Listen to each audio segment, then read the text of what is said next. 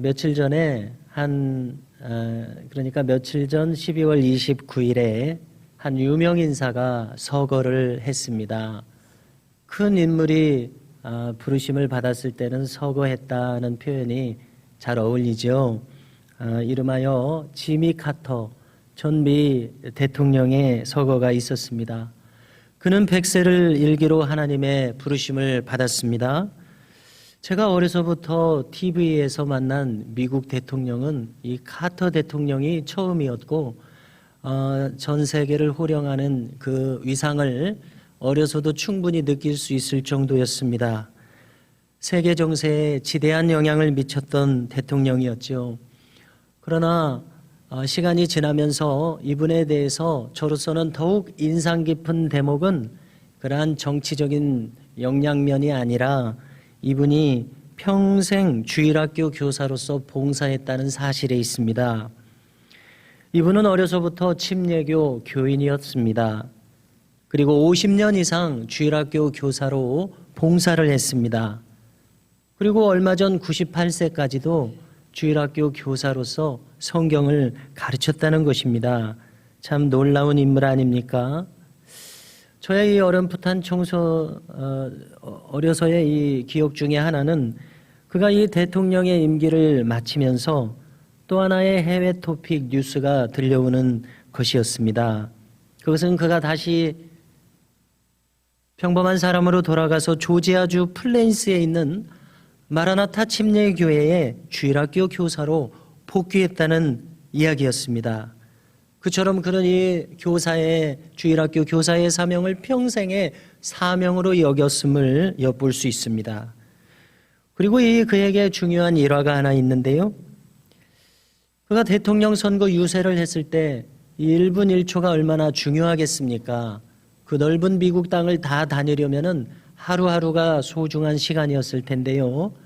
그는 대통령 선거의 이 중요한 승부를 두고서도 주일에는 모든 유세를 일정을 취소하고 주일학교 교사의 사명을 감당하기 위해서 교회에 나가 예배를 드렸다는 것입니다.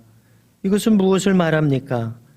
인간으로서 아무리 중요한 삶을 감당하는 것보다 하나님 나라를 향하고 하나님을 높이며 그의 하나님 나라의 교회의 역사를 가장 중요한 것으로 여기는 하나님 제일주의의 신앙이 그에게 있었기 때문 아니겠습니까? 참으로 그는 놀라운 이 신앙의 표준을 보여주는 참으로 모델과 같은 신앙인인 것을 알 수 있습니다. 그런가 하면 이 인생에 대해서 유대인의 탈무드에는 다음과 같은 말이 있습니다. 매일을 당신의 첫 번째 날이라고 생각하라. 이러한 귀절입니다. 자, 우리가 인생을 보면 대개 사람들은 60년을 살기도 하고 80년을 살기도 하고 가끔 100세를 살기도 하는 인생들이 펼쳐집니다만은 간단히 한번 생각해 보면은 이 모든 긴 인생의 연수를 한 번에 한다름에 살아내는 것이 아니었습니다. 우리가 이 인생을 하루하루씩 살아나가고 있었다는 바로 이 생각입니다. 이것을 더 축소해서 생각해 보면은요, 우리는 더 나아가서 1분 1분씩을 살아서 이 모든 인생을 살아가고 있습니다. 이렇게 생각하면 하루가 이 온 인생을 대표하는 대표성을 가지고 뿐만 아니라 1분이 우리의 인생을 대표할 만한 그러한 귀중한 가치가 있구나 하는 이러한 관점의 생각을 얼마든지 우리가 가질 수 있습니다. 만일 우리가 이렇게 생각하면서 오늘 이 하루가 내가 살아가는 마지막 날이라고 생각한다면 우리가 과거의 삶을 돌이켜보면 후회가 많은 때들이 얼마나 많이 있습니까마는 이 날이 마지막 날이라고 생각한다면 이 하루를 우리는 후회하지 않도록 충실하게 살기 위해서 온 정성을 아마 기울일 것 같습니다. 우리가 이러한 자세로 만일 하루하루의 삶을 대한다면 우리는 누구보다도 충실한 인생을 살 수 있으리라 생각이 됩니다. 그런가 하면은 우리 인생에 대해서 또 이러한 말도 있다고 전합니다. 여행에 대한 것인데요. 당신이 어딘가 여행을 가고자 할 때는 3달 전부터 준비하라. 이런 말이 있답니다. 자, 생각해 볼 때 참 고개가 끄덕여지는 말입니다. 왜냐하면 우리가 그냥 무턱대고 가서 그냥 무턱대고 둘러보는 것보다는 무엇인가 지식과 정보가 있어서 그 내용을 상세하게 안다면은 그 감동은 배나 더할 것이기 때문에 그렇습니다. 가령 그곳의 역사라든지 지명의 유래라든지 무슨 특산품이 있다든지 하는 것을 미리 알면 더 유익하고 풍성한 여행이 될 것입니다. 저로서는 이 성지순례를 아직 못 해본 것이 마음에 늘 아쉬움이 있습니다마는 만일 제가 언젠가 한번 가게 되지 않을까 생각하면서 늘 생각하는 것은 내가 이 소중한 성지순례를 간다면은 한 시간을 소중하게 대하기 위해서 미리 공부를 좀 해야 되겠다. 그래서 지금도 서가에 성지에 관계된 책들이 여러 권 있습니다. 참고서적으로 가지고 있습니다마는 정말 여행을 간다면 며칠 전부터 갈 일정들에 대해서 연구를 하고 또 마지막에는 책도 한 권 가지고 가서 그날 아침에 오늘 갈 곳을 살펴봐서 유익하게 보낼 것 같습니다.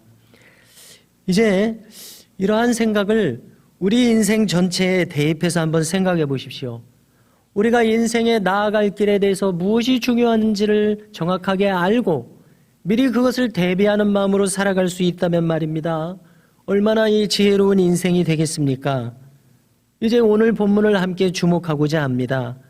오늘 본문 많은 내용을 대했습니다마는 그 중에 참 인상적인 한 구절이 있습니다.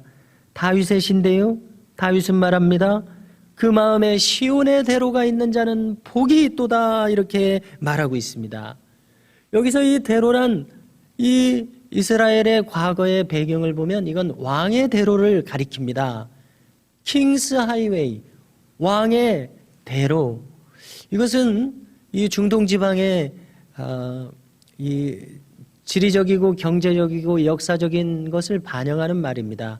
왜냐하면 중동 지방의 지도를 보면은 이쪽에는 바다가 있고 이쪽에는 순전히 사막만 있으며 좀만 벗어나면 고산지대가 있어서 정말 사람들이 다니며 살 곳, 비옥한 토지는 이렇게 갸느다람하게 이렇게 있습니다. 그래서 예전에 학교에서 배울 때 비옥한 초승달 지역이라고 배웠더라고요. 그렇게 좁은 지역만 살게 되는데 바로 그 사람이 다닐 수 있는 곳을 연결한 낙타 대상의 긴 교역로, 빠르게 갈 수 있는 이 교역로가 바로 킹스 하이웨이, 왕의 대로입니다. 자, 오늘날로 치면은 고속도로나 마찬가지입니다. 고속도로가 얼마나 편리합니까? 가장 쉬운 길이요, 확실한 길이요, 안전한 길입니다. 길을 잃을래야 잃을 수 없는 도로가 고속도로입니다. 목적지가 분명합니다. 우리의 인생이라고 생각해 보십시오. 그 목적지가 분명한 인생길, 널리 활짝 열려진 이 길을 타고 그 내용을 잘 알며 달려간다면 얼마나 안전하고 빠르고 방황하지 않는 그러한 길이겠습니까? 그 마음에 시온의 대로가 있는 자란 바로 이러한 마음으로 인생의 분명한 목적지를 향하여 나아가는 마음이리라 이렇게 생각합니다. 그렇다면 오늘 말씀에서 다윗이 말하는 자기의 시온의 대로는 무엇이겠는지 살피고자 합니다. 이 시온의 대로란 바로 자기의 마음을 여기에 지금 표현하고 있는 것 아니겠습니까? 이 마음이란 구체적으로 하나님을 향한 마음일 수밖에 없지요. 그리고 더 구체적으로 생각한다면 다윗은 늘 하나님의 성전을 사모했었습니다. 성전이라고 우리가 이야기를 하게 됩니다마는 다윗 당대에는 오늘 성경에도 여기 기록하듯이 다윗의 장막입니다. 그는 레위인들을 24시간 이 순번을 정해서 한순간도 다윗의 장막에서 찬양과 예배가 끊어지지 않도록 했던 것으로도 유명합니다. 왜 이렇게까지 했습니까? 하나님을 사모하는 마음으로 충만하였기에 한순간도 이 이스라엘에서 하나님을 높이지 않는 시간이 있으면 안 되겠다. 이렇게까지 생각을 한 것 같습니다. 다윗의 장막이 그래서 유명한데요. 성전은 솔로몬이 지었습니다마는 우리가 그 배경을 성경에서 읽노라니 이 모든 준비물들 모두가 다 다윗이 준비했습니다. 설계도도 다윗이 준비했습니다. 모든 물자도 다윗이 조달해 두었습니다. 짓기만 하면 되는 것이 솔로몬의 역할이었었습니다. 그리고 모든 대신들보다도 모든 백성들보다도 가장 많은 성전 건축 예물을 드린 인물이 다윗이라고 이렇게까지 소개되지 않습니까? 물질이 있는 곳에 마음이 있다고 하듯이 다윗이 성전을 향한 이 지극한 마음이 얼마나 여기에 이렇게 나타나 있는가 하는 것을 우리가 살피면 잘 알 수 있습니다. 이처럼 다윗의 마음은 항상 하나님께 있었고 하나님의 성전에 있었습니다. 예배하는 마음이 그의 온 마음을 지배하고 있었습니다. 이것이 바로 그의 마음에 닦여져 있었던 시온의 대로라고 우리가 알게 됩니다. 그 대로의 끝에는 영광스러운 하나님께서 계시는 바로 그 대로입니다. 다시 말해서 다윗의 마음은 하나님을 향하여서 뻥 시원하게 뚫려져 있는 이러한 시원한 고속도로와 같은 마음이었음을 알 수 있습니다. 그래서 그가 지금 말하고 있습니다. 그 마음에 시온의 대로가 있는 자는 복이 있도다. 다윗의 일생을 잠시 한번 생각해 보고자 합니다. 참 그 어렸을 때 소년 다윗은 얼마나 초라한 한 목동에 불과했습니까? 베들레헴 집의 8명의 아들들 중에서 가장 소외되고 볼품없이 초라한 일을 맡겨진 것이 다윗이었습니다. 그러나 저 어디 구석에 있었던 이 다윗을 하나님은 크신 은혜를 그에게 부어주시니까 일약 이스라엘의 왕으로 세워지는 놀라운 인생이 되었었습니다. 그는 이스라엘을 대표하는 왕이요 성군이 될 만큼 그처럼 구약 성경에서 중심적인 한 인물이 된 것을 우리가 알 수 있습니다. 그런데 성도 여러분, 성경에 중요하고 중심적인 많은 인물들에게서 우리가 공통적으로 발견할 수 있는 한 가지가 있습니다. 그것은 그들의 허물 많은 모습입니다. 다윗도 예외가 아니었습니다.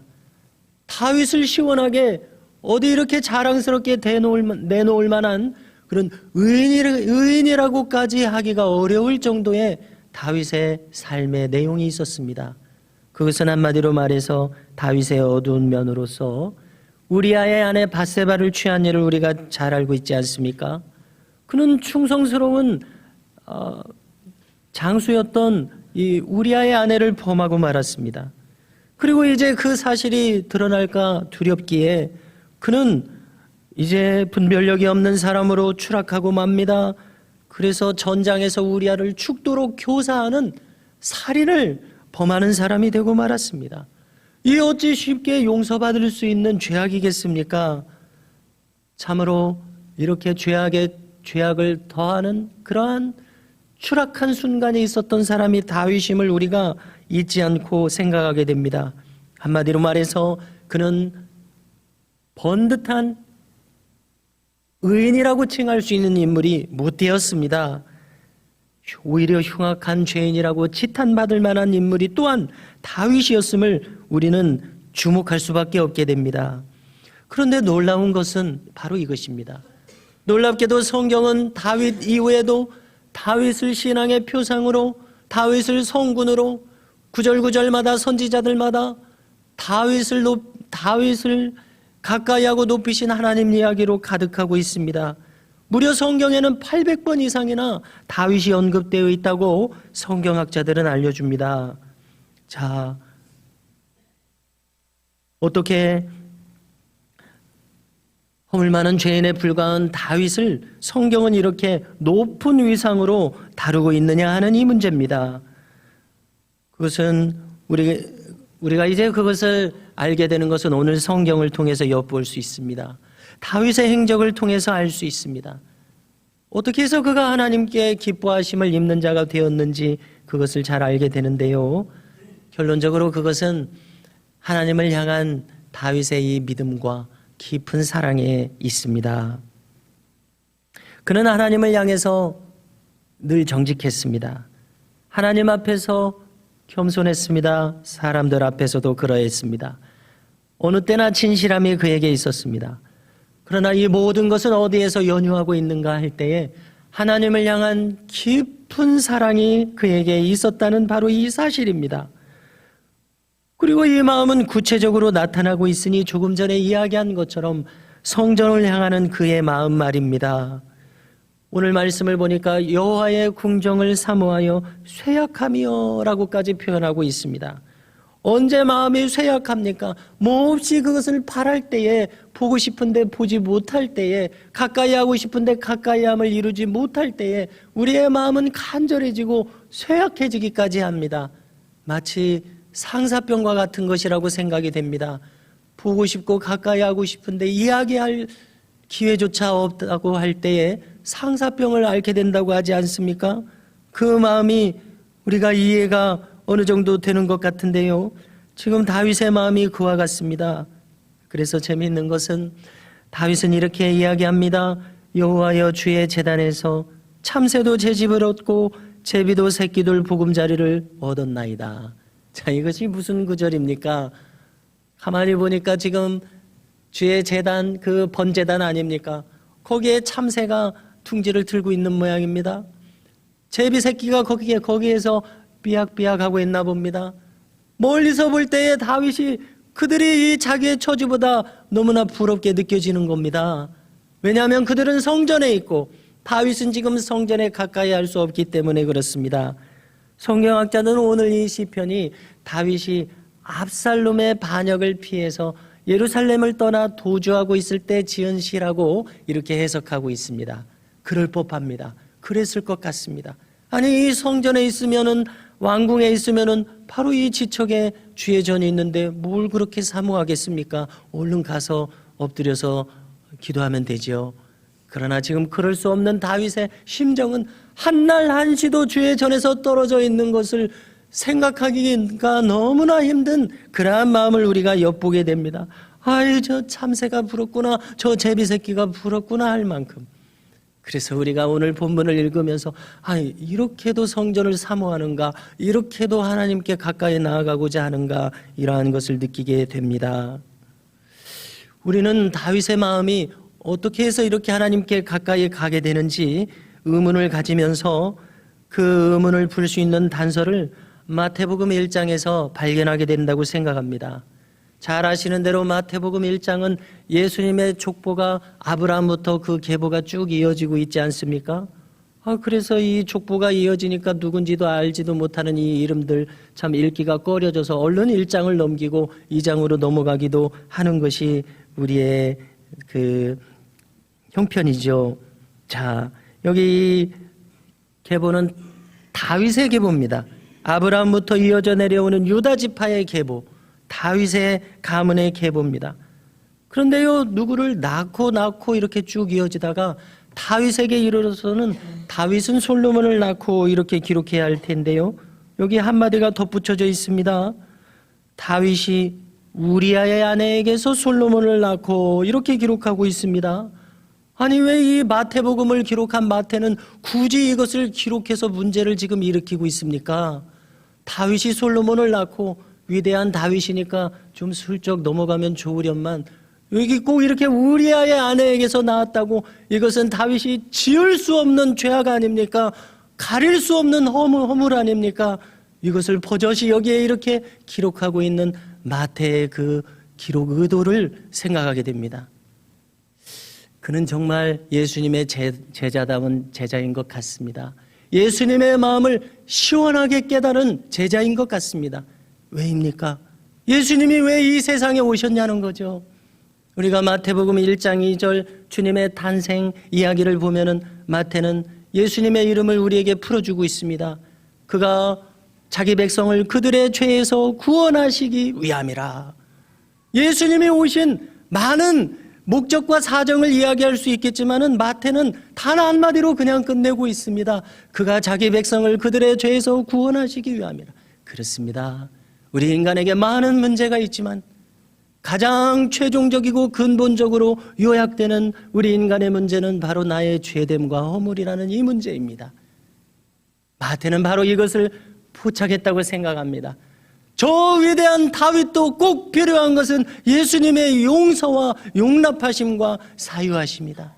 그러므로 여기 이렇게 분명하게 기록하고 있습니다. 다윗이 우리아의 아내에게서 솔로몬을 낳았다고 말입니다. 그 우리아에게 살인을 교사한 것은 바로 다윗 아닙니까? 이 부끄러운 모습 말입니다. 왜 기록했습니까? 이러한 죄인도 용서하시기 위해서 하나님은 역사하셨다는 것, 그리고 예수님을 우리에게 보내주시고 계시다는 것, 이것을 밝히 말하기 위하여서 이것을 기록했다고 생각합니다. 우리는 성경에서 다윗의 심경을 보게 되는데요, 시편 32편에서 회개한 다윗의 심경과 회개하기 전의 마음이 잘 나타나 있습니다. 모두가 다 아시지만 시편 32편을 읽어드립니다. 허물의 사함을 받고 자신의 죄가 가려진 자는 복이 있도다. 마음에 간사함이 없고 여호와께 정죄를 당하지 아니하는 자는 복이 있도다. 용서받은 죄인의 고백으로 들려지는 대목입니다. 허물의 사하심을 받은 자 복이 있도다. 하나님께 사하심을 받고 감사하는 다윗의 마음이 여기 잘 엿보입니다마는, 그러기 전에 그가 어떠한 심령의 형편이었는지 3절 이하도 읽어드립니다. 내가 입을 열지 아니할 때에 종일 신음함으로 내 뼈가 쇠하였도다. 주의 손이 주야로 나를 누르시오니 내 진액이 빠져서 여름 가뭄에 마름같이 되었나이다. 자복하지 않을 때에, 자기 고집으로 일관할 때에 다윗의 심령은 이처럼 괴로운 뿐이었습니다마는, 이제 나의 모든 허물과 죄악을 인정하고 하나님께 털어놓을 때에 하나님은 그것을 널리 용서하시는 용서와 용납하심의 하나님을 그가 경험했습니다. 그처럼 괴로운 심령이 용서함을 받으니 얼마나 이것이 은혜로운 일입니까? 감사한 일입니까? 우리가 성경을 통해서 알게 되는 것은 하나님의 용서는 사람의 용서와 같지 않습니다. 우리 사람도 용서한다고 용서하지만 말입니다, 1년이 지나가고 5년이 지나갑니다. 그때 그 일이 또 생각나거든요. 그래서 용서한다고 해놓고는 당신이 그때 그랬다고 이렇게 이야기를 하면서 또 가시돋친 말을 하게 됩니다. 용서를 사실 하긴 했지만 또 이것이 생각나는 것은 어쩔 수 없는 우리 인간의 참 불완전한 용서인 것 같습니다마는, 그러나 성경은 말합니다. 동이 서에서 먼 것 같이 너희의 죄가를 멀리하시며 너희의 허물을 기억하지 아니하심이로다. 기억도 하지 않으시는 하나님의 깊은 용서하심이 있습니다. 하나님의 용서는 사람의 용서와 같지 않습니다. 여기 죄와 용서 사이에 이해할 수 없는 역설이 있습니다. 사람은 용서한다면서도 그 허물을 기억할지언정 하나님은 그 모든 것을 다 잊으시는, 깨끗이 잊으시는 하나님이심을 생각할 때에 하나님의 이 넓고 깊은 마음을 우리가 헤아리기 어려울 정도의 역설로 느껴집니다. 4절에서 보니까 다윗은 이렇게 널리 용서하시는 하나님께 더 가까이 하려는 마음, 하나님을 더 즐거워하고 사모하는 마음을 보여주고 있습니다. 말씀드리면은요, 주의 집에 사는 자들은 복이 있나니 그들이 항상 주를 찬송하리이다. 할렐루야. 하나님의 교회에서, 하나님의 성전에 서 있는 것이 이다지도 좋단 말입니까? 주의 집에 사는 자들은 복이 있나니. 참 다윗의 마음을 우리가 이렇게 엿볼 수 있게 되는데요, 성도들은 이러한 비슷한 마음으로 살아가는 것 같습니다. 어떤 목사님이 들려주시는 이야기를 전하고자 합니다. 자기 교인 중에 이 고위 관료를 정부에서 맡고 있는 한 분이 계셨는데, 이분이 1980년대 초반에 버마 아웅산에 대통령 수행원으로 갔던 겁니다. 그런데 이 버마 아웅산에서 엄청난 폭발 테러 사건이 있지 않았습니까? 그런데 이분이 여기서 살아 돌아온 겁니다.